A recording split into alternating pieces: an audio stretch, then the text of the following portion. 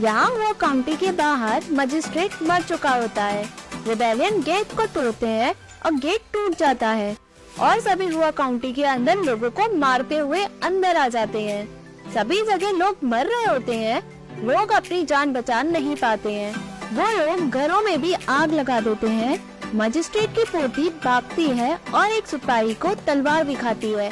वो सिपाही मुड़ता है और उस बच्ची की छाती पर लात मार देता है। लड़की गिर जाती है। जैसे ही वो उसे तलवार से मारने की कोशिश करता है, तभी एक तीर उसको लगता है। यहाँ हमारे फेवरेट हीरो यानी लिंग बॉय की एपिक एंट्री होती है। रिबेलियन को पता लग जाता है कि ब्लैक आर्मर गार्ड यानी लिंग बॉय है। सभी डर जाते हैं। वो उन सबको खत्म करने का ऑर्डर देता है। ब्लैक आर्मर गार्ड उन सबको मारने के लिए निकलते हैं। रिबेलियन भगोड़े की तरफ भागते हैं। वो उस बच्ची के पास जाता है। वो बच्ची कहती है कि क्या आप यहाँ के नए मजिस्ट्रेट हैं? वो बताती है कि उसकी ग्रैंडफादर ने ये नए मजिस्ट्रेट को देने के लिए कहा है। वो उसे ले लेता है। तभी एक फ्लैशबैक आता है जिसमें मजिस्ट्रेट और वो बच्ची होती है। मजिस्ट्रेट उसको सील लेने को और छुपाने को कहता है और बताता है कि जब नया मजिस्ट्रेट यानी अंकल चेंग आएंगे उनको ये दे देना। उनका कहना है कि हुआ काउंटी के लोगों का और इस सील का अच्छे से ख्याल रखें। बुई हाँ करता है। बच्ची को बचाते हुए बुई को तीर लग जाता है। तभी क्विकी और यूफेई आ जाते हैं। बच्ची पूछती है अंकल आप ठीक हैं? बुई हाँ करता है और उस बच्ची को ट्रीटमेंट के लिए भेजता है। बुई अपने आप को संभाल नहीं पाता। क्विकी कहता है कि हमें मैजेस्टी के पास चलना चाहिए क्योंकि वहीं के वो फिजिशियन आपका सही से ट्रीटमेंट कर सकेंगे। बुई कहता है कि सभी रिबेलियन को मार दिया क्या? क्विकी कहता है उनमें से कुछ लोग बचकर भाग गए हैं, लेकिन वे बच नहीं पाएंगे क्योंकि वो और सोल्जरों को वहाँ उनके पीछे भेज रहा है उन्हें मारने के लिए। बुई सील क्विकी को देता है और कहता है कि नया मजिस्ट्रेट आएगा उसे ये दे देना। क्विकी बताता है कि नया मजिस्ट्रेट चेंगशी का छोटा भाई चेंगजी है।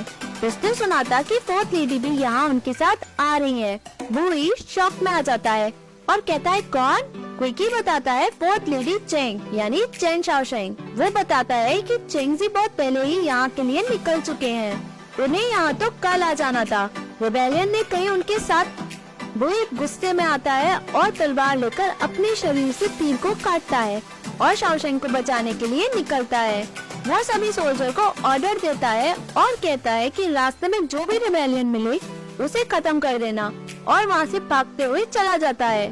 यूफेई पूछता है कि मास्टर इंजर नहीं है क्या? हो क्यों रहा है? क्विकी कहता है कि उनकी हेल्प करो। यहाँ शाओशेंग सो रही होती है, उसे कुछ आवाज सुनाई देती है। रिबेलियन गेट तोड़ रहे होते हैं।